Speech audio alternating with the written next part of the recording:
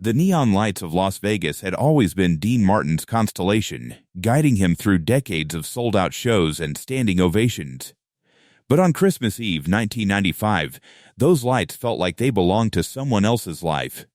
Inside his Beverly Hills home on Mountain Drive, far from the glittering chaos of the Strip where he'd once commanded every room with nothing more than a sideways smile, Dean Martin sat in the kind of silence that only comes when the music finally stops. The house was too quiet, no children's laughter echoing from upstairs bedrooms, no Jean humming Christmas carols while wrapping presents in the living room, no Dean Paul calling from the Air Force Base to say he'd made it home safe. Just a man who'd spent his life making the difficult look effortless, now facing the most difficult thing of all, saying goodbye to the woman he'd never stopped loving, even after the divorce papers were signed, even after the years of careful distance, even after he'd convinced the world, and sometimes himself, that he didn't care about anything at all.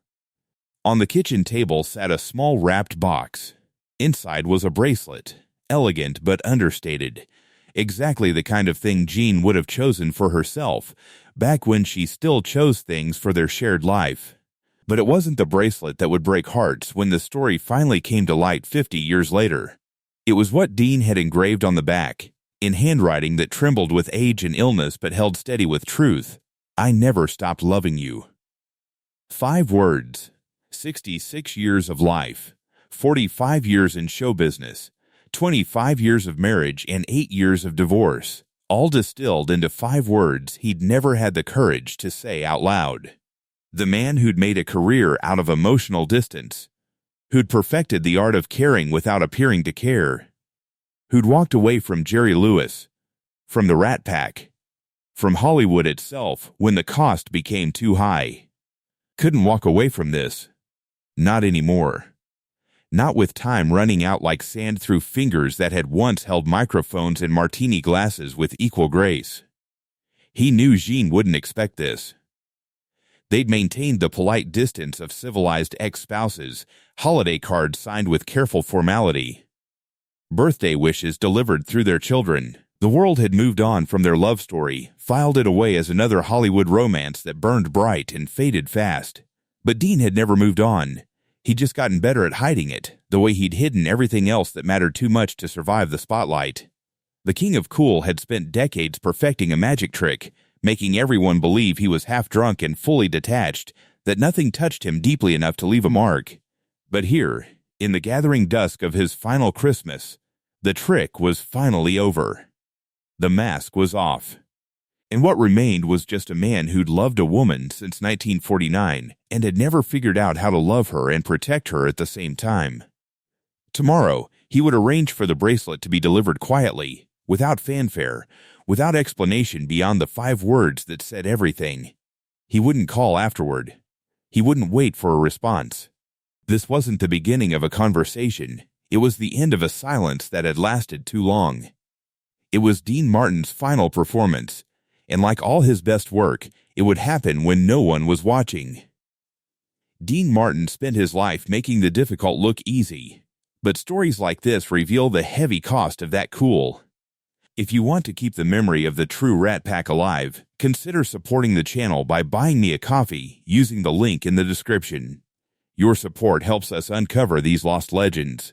Now, let's go back to 1949, to a Hollywood party where a young singer with a voice like smoke first met the woman who would teach him that some things are worth caring about, even if it kills you. The first time Jean saw him, he was supposed to be funny, not fragile. It was 1949, at the Macambo on Sunset, where the air hung thick with smoke and ambition. The crowd had come to see the phenomenon everyone was talking about, Martin and Lewis, the chaos duo turning Hollywood upside down with their manic energy. Up on stage, Dean Martin looked like every woman's beautiful mistake and every man's secret aspiration. The tux fit like he'd been born wearing it. The drink in his hand caught the amber lights, already becoming the prop that would define him. The voice rolled out like smoke in velvet, making the difficult look effortless. But Jean Beager wasn't watching the performance. She was watching for the cracks. The 22-year-old Orange Bowl queen had seen enough handsome men in Hollywood to know they usually disappeared the moment the spotlight dimmed. She wasn't impressed by the surface charm or the practiced swagger. She was looking for something else entirely. And when Dean glanced off stage between bits, just once, a split-second break in the act, she found it. A flash of something quiet, almost shy, a man checking to see if the world was still there when nobody was laughing. Later, at the after-party, he crossed the room as if the noise naturally parted for him. Everyone around him was performing too, talking too loud, trying too hard. Gene noticed how often he listened instead of speaking, how his eyes softened when someone mentioned their kids, their mother back home. Their first real break. This wasn't the cool, detached entertainer the world would later worship. This was someone cataloging people's pain and joy with a tenderness he'd never admit to possessing. They found a corner away from the madness, where the music faded to a murmur the way it always does when two lives quietly change direction. "You don't laugh much for a comedian's girl," he said. "I'm not a comedian's girl," she answered. "I'm just watching." "Watching what?" "Who you are when you stop performing." He held her gaze a second too long. There it was again, the glitch in the armor. The moment when Dino Crescetti from Steubenville showed through the carefully constructed Dean Martin facade. Their courtship unfolded in the spaces between performances, in quiet Sunday mornings before Hollywood demanded its pound of flesh. Dean teaching her golf on public courses where they could be anonymous. Jean insisting he eat real meals instead of surviving on cigarettes and nervous energy. She learned he read Westerns voraciously, that beneath the effortless exterior lived someone who felt everything too intensely and had simply gotten very good at hiding it. When they married that September, it was more than a wedding. It was the signing of a silent peace treaty with fame. They established an unspoken agreement that would define everything that followed. Dean would go out into the world and play the part everyone demanded, the heavy drinker, the man who didn't give a damn. He would wear the mask to pay the bills and keep the machinery of stardom running. But in return, Jean would build a fortress around their home, a sanctuary where the character of Dean Martin was not allowed to enter. Inside those walls, there would be no tuxedos, no martinis, no performance. Just a father who loved Westerns and a husband who craved the stability he'd never known growing up poor in Ohio. She became his anchor not by clinging, but by standing so still, so firm, that he always knew where home was. 2 years later, when Dean Paul Martin was born, Jean watched her husband hold their son and saw something no nightclub audience would ever witness, the mask slipping completely away. Just a terrified, overjoyed father whispering promises into a newborn's ear, promises he'd spend the rest of his life trying to keep, even when keeping them would cost him everything. By the mid-1950s, Dean Martin had become the most dangerous kind of architecture in Hollywood. A structure so perfectly designed that everyone forgot there was a man trapped inside it. The Rat Pack years transformed him into something beyond celebrity. He became a living philosophy of cool. Night after night at the Sands, under the heat-thick lights of Las Vegas, he perfected the greatest magic trick in show business, convincing the world he was half-drunk and fully detached, while being the most sober, most aware person in every room. The tilted grin, the lazy drawl, the rocks glass that never left his hand, usually filled with apple juice, though the audience never needed to know that. They fell in love with the illusion of a man so comfortable in his own skin that nothing could penetrate his armor. What they didn't see was how much that armor cost to maintain. While Frank exploded with passion and Sammy dazzled with desperate energy, Dean's genius was restraint. He made silence a punchline, let jokes die in the air with a shrug that said who cares, turned indifference into an art form. The world believed what it wanted to believe, that Dean Martin floated through life untouched by consequence, immune to the weight that crushed other men. But at 601 Mountain Drive, the tuxedo went into the closet, and the mask went into the drawer. There were no wild parties, no court of hangers on demanding pieces of his soul. While Sinatra held court until dawn, Dean was upstairs by 10, eating a sandwich off a TV tray, watching westerns with the volume low. He was a father who built miniature golf courses in the backyard with the precision of an engineer, who coached Little League with a seriousness that baffled other dads expecting showmanship. They got instead a man who checked the grass for divots and taught his son to hold a bat with quiet, terrifying focus. The silence wasn't just self-preservation, it was a weapon for justice. When Dean discovered a young stagehand's daughter needed surgery the family couldn't afford, an envelope appeared in the man's locker with enough cash to save her, and a note that said simply, "For the kid." No press release, no tax write-off, just money materializing like grace. When he learned Sammy Davis Jr. couldn't walk through the front door of clubs they were filling together, Dean didn't argue or make speeches. He quietly told the owners that if Sammy couldn't use the front entrance, Dean Martin wasn't walking in at all. He tore up million-dollar contracts without blinking, using his power like a velvet hammer, fixing the world's broken pieces only when he thought nobody was watching. But you can't wear armor for 20 years without it fusing to your skin. Jean began to notice the drift, how the distance he used to protect himself from the world started seeping into their living room. He was physically present at the dinner table, but his eyes were often somewhere else, focused on horizons only he could see. The man who'd once whispered promises to their newborn son was becoming a ghost in his own life, so practiced at leaving that he was forgetting how to stay.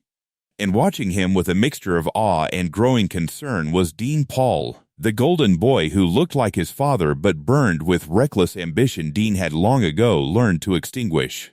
When their son announced his dream of flying fighter jets for the Air National Guard, Dean smiled that famous, sleepy smile and gave his blessing, because he'd never learned how to forbid someone else's dream.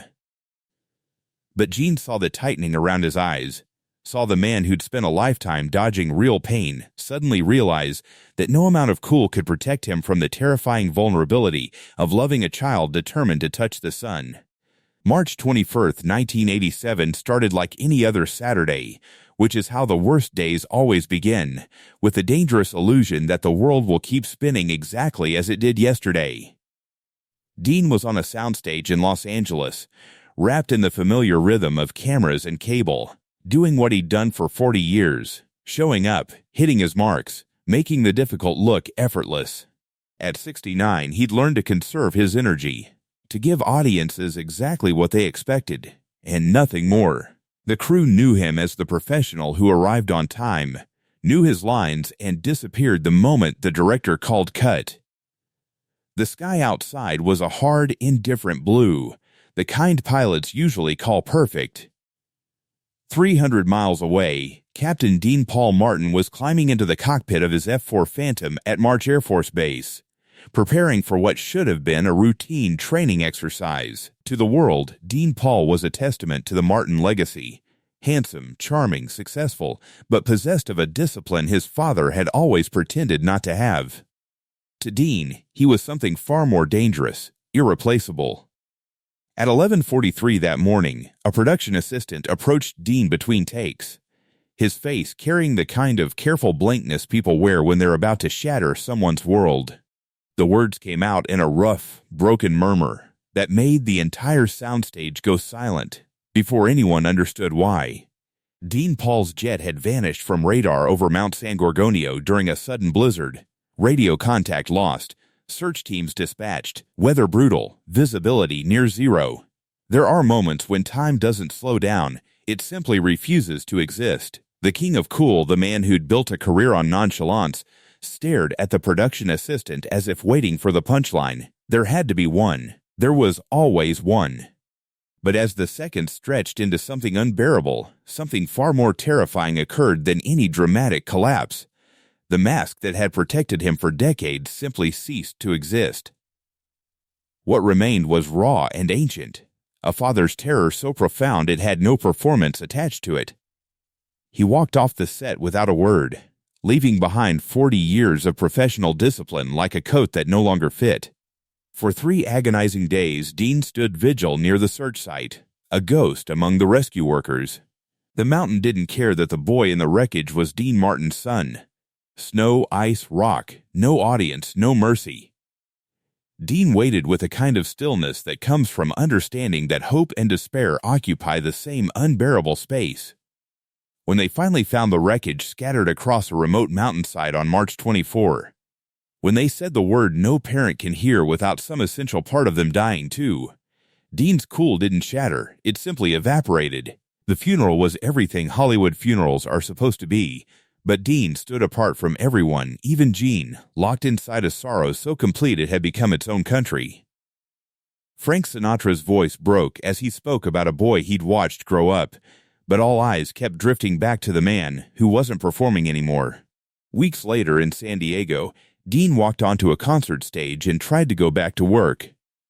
Midway through a song he'd sung 10,000 times, he looked out into the darkness and simply stopped. Set down the microphone with the same gentle finality he'd used to set down everything else that had become too heavy to carry. The band kept playing. Dean had already left the building. That night, he called Jean. They didn't fight. Just two parents on a phone line, both gutted, with no script for what came next.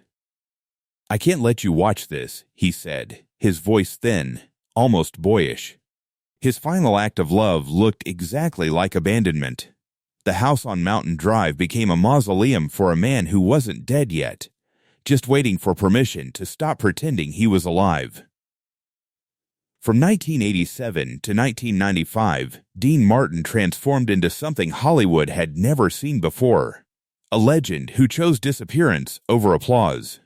The world outside continued its relentless spin. New stars rose, old songs faded, the machinery of fame ground forward, but inside his Beverly Hills sanctuary, time had stopped on the slopes of Mount San Gorgonio. He moved through empty hallways like a ghost visiting the ruins of his own life, each room echoing with laughter that would never return. His days followed a rhythm so monotonous it became almost sacred. Wake late. Not from laziness, but because there was nothing worth being early for anymore.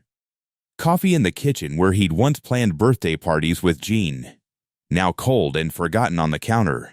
By noon, the television flickered to life. Always westerns, stories where morality was simple, and good men endured suffering without explanation. Dinner alone at La Famiglia, the same back table every night, where the staff knew to bring pasta and red wine without conversation. The routine wasn't about comfort, it was about surviving one day at a time without having to think about tomorrow. People assumed he was drunk all the time, and he let them believe it. The myth was easier than the truth. The truth was that most days Dean didn't drink much at all. Grief had accomplished what alcohol never could, numbing him so completely that artificial oblivion became redundant. His self-destruction was more disciplined than that, more surgical. He simply stopped saying yes, stopped answering calls, stopped pretending that the world deserved pieces of a man who'd already given away too much. The 1988 Rat Pack reunion tour was supposed to resurrect the magic, but Dean walked onto those stages as a ghost of his former self. Frank still stormed, Sammy still dazzled, but something essential was missing from Dean's performance, the invisible thread that had once connected him, however loosely, to joy. He lasted a handful of shows before the pretense became unbearable. One night, he simply walked away mid-tour, leaving contracts broken and audiences confused. The King of Cool had finally learned when to leave the stage, yet even in exile, the silent hero endured. Anonymous checks still materialized in mailboxes of struggling musicians from his television show. When word reached him of military families drowning in debt after losing sons to training accidents, envelopes appeared with no return address, just enough money to reset impossible balances. He was like a lighthouse keeper tending a flame for ships he'd never see, ensuring others didn't crash on the same rocks that had claimed his heart. His body began betraying him in ways fame never had. Decades of cigarettes stole his breath. Kidneys faltered. The man who'd once bounded across stages now moved with careful, fragile steps. Doctors came and went with increasingly grim prognoses, but Dean received their news with the same shrug he'd once given bad reviews. Jean watched this decline from just beyond the perimeter, hearing updates and fragments through their children. She wanted to break down his fortress of silence, to force her way back into his world. But she understood the brutal mathematics of his isolation. He was protecting her from witnessing his decay, the same way he'd tried to protect her from his grief. Then, as Christmas 1995 approached and doctors quietly prepared his family for the end, Dean made a request that startled everyone who thought they knew his patterns. He needed to go shopping. There was something he'd been trying to say for 46 years, and he'd finally run out of time to stay silent. By Christmas Eve 1994, every breath felt borrowed, every heartbeat a negotiation with time Dean Martin was destined to lose.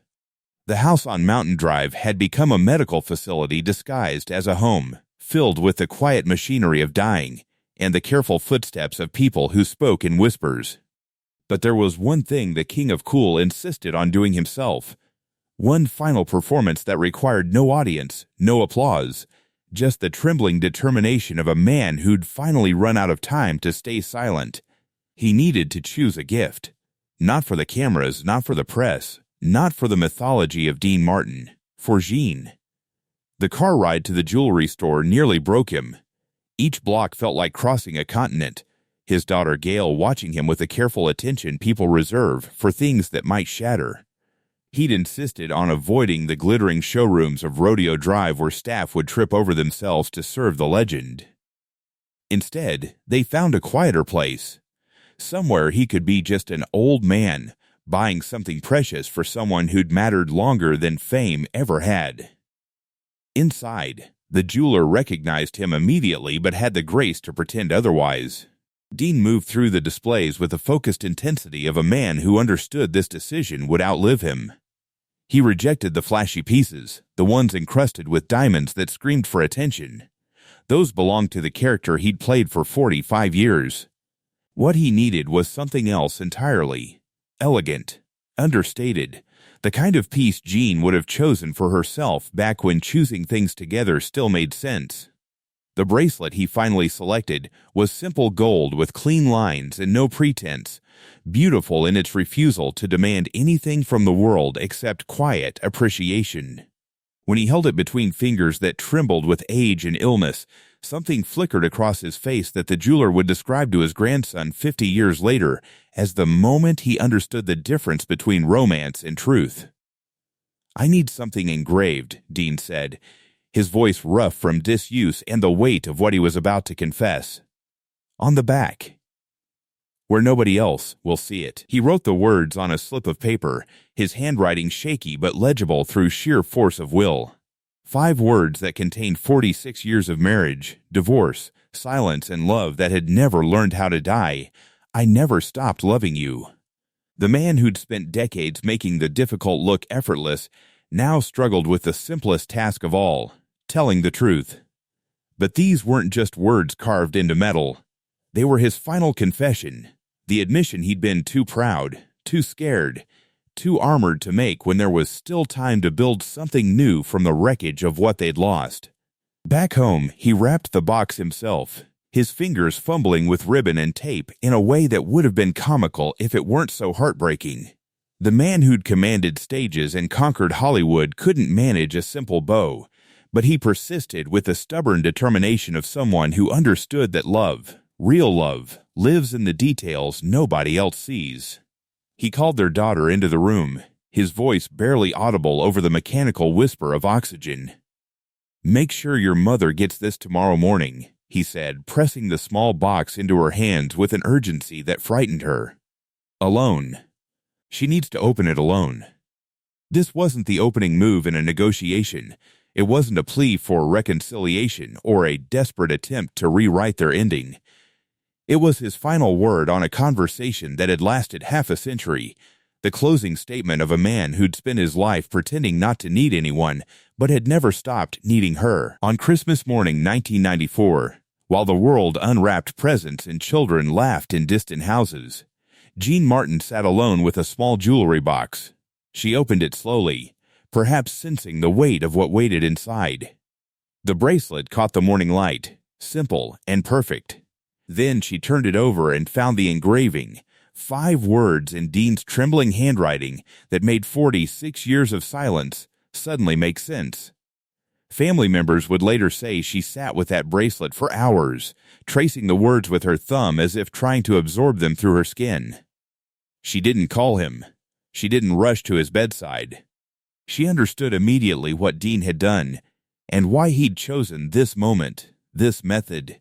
He was giving her the truth he'd spent their entire marriage protecting her from, that loving her had been both the easiest and hardest thing he'd ever done, and that every choice he'd made since, the distance and the divorce and the isolation, had been his clumsy way of trying to shield her from the weight of his brokenness. She never responded, not because she didn't want to, but because she understood with the wisdom of someone who'd loved Dean Martin longer than anyone else alive that he needed this to be the last word, not the first word of a conversation he was too exhausted to have. Exactly 1 year later, on Christmas Day 1995, Dean Martin's heart finally stopped carrying the burden it had borne for 78 years. He'd held on just long enough to know his message had been delivered, his truth finally spoken. The coolest man alive had timed his exit perfectly, leaving the stage only after delivering the single most important line of his life, not to an audience of thousands, but to the one person who'd always seen through the performance to the man trembling underneath. When Dean Martin died in 2016, the obituaries were brief and buried on inside pages. The world had moved on to fresher scandals and younger faces, the age of tuxedos and torch songs relegated to nostalgia and late-night cable reruns. But in a quiet Beverly Hills house where the walls still remembered the sound of Dean's laughter, their grandchildren began the sacred work that follows every ending, deciding what to keep and what to let go. The cedar chest sat in the back of her bedroom closet, beneath neatly folded blankets and shoes lined up with the precision of someone who'd spent decades organizing a life. It was plain, unremarkable, the kind sold in department stores to young couples just starting out in 1949. The wood was scratched from years of careful handling, the hinges stiff with age. When they opened it, someone whispered that it smelled like time itself. Inside lay the archaeological evidence of a love story that had never really ended. Letters Dean had written but never sent, dozens of them spanning decades, each one starting with Dear Jean and ending with words he'd been too afraid to mail. Black and white photographs from their marriage annotated in his handwriting with private jokes only she would understand. Jean laughing at my terrible golf swing, 1953 and Dean Paul's first bike. He cried when we took it away for dinner. Birthday cards he'd bought and signed but couldn't bring himself to send, stacked in chronological order like a calendar of missed opportunities. A grocery list in Jean's tidy script tucked next to one of Dean's old cufflinks, ordinary fragments that told a story no magazine had ever bothered to print. Then came the bracelet. It lay wrapped in tissue paper as if it were made of something more fragile than gold, the metal still gleaming softly after 21 years. One of the grandchildren recognized it immediately from family photographs, remembering how their grandmother had worn this simple piece of jewelry nearly every day for as long as they could remember. They had always assumed it was just something she liked, never thinking to ask why. When they turned it over and saw the engraving, the room went completely silent. I never stopped loving you. 5 words in Dean's trembling handwriting, worn smooth by years of Jean's thumb tracing them like a prayer. In that moment, everything they thought they understood about their grandparents' relationship shifted like sand. The stories they'd grown up hearing about Dean Martin, the king of cool, fell away like old wallpaper. What remained was their grandfather, a man who'd carried his love for their grandmother like a secret wound, and a woman who'd worn his final confession against her pulse until the day she left this world. Later, as word of the discovery spread through the extended family, interviews began to emerge that reshaped the entire narrative.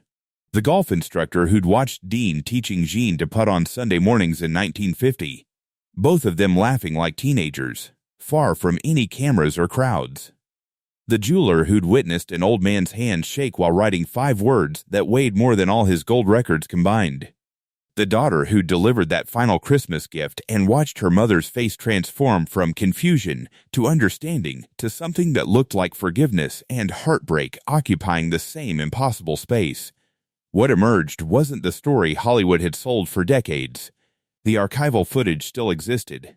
Dean on stage with that famous tilted grin, the rocks glass catching stage lights, the performance so convincing even he'd sometimes forgotten it was just a performance. But now those images played against a different soundtrack. The quiet acts of integrity nobody had filmed, the anonymous generosity delivered in darkness, the man who'd used silence not as indifference but as the most honest language he could speak. The real Dean Martin, it turned out, wasn't the cool, untouchable legend. He was the sensitive boy from Steubenville who'd learned early that showing pain only invited more of it, who'd built an empire on emotional distance while privately drowning in feelings too intense to survive exposure.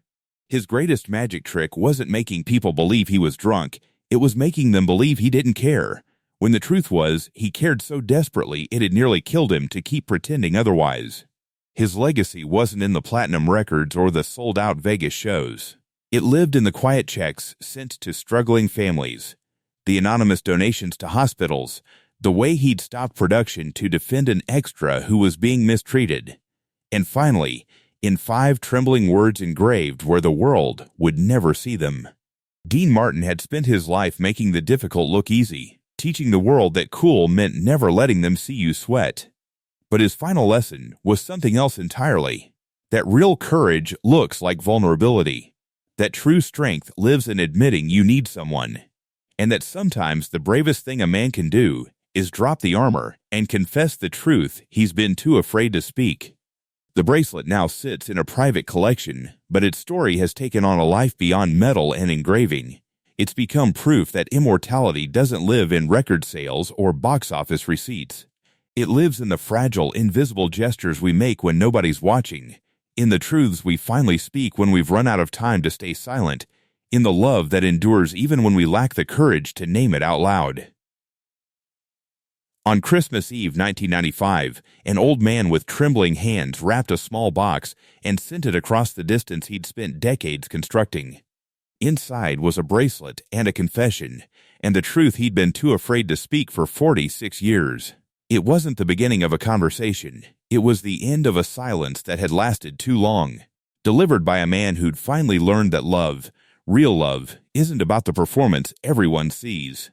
It's about the gesture you make in the dark, when there's no applause waiting, no cameras recording, nothing left but the truth and the person who's always deserved to hear it. And somewhere, if you look past the grainy footage and the nightclub myths, you can still see him, an old man at a kitchen table on Christmas Eve, wrapping a small box with shaking hands, finally daring to say what he'd been too afraid to admit when there was still time to rewrite their story. The King of Cool had spent 78 years perfecting the art of emotional distance. In his final act, he chose proximity instead, reaching across divorce and grief and pride to say the only thing that had ever really mattered. I never stopped loving you. Not as a line in a script, not as part of the act, just as the final, fragile truth of a man who spent his entire life trying to make sure nobody saw how much he felt, until the one person who always did became the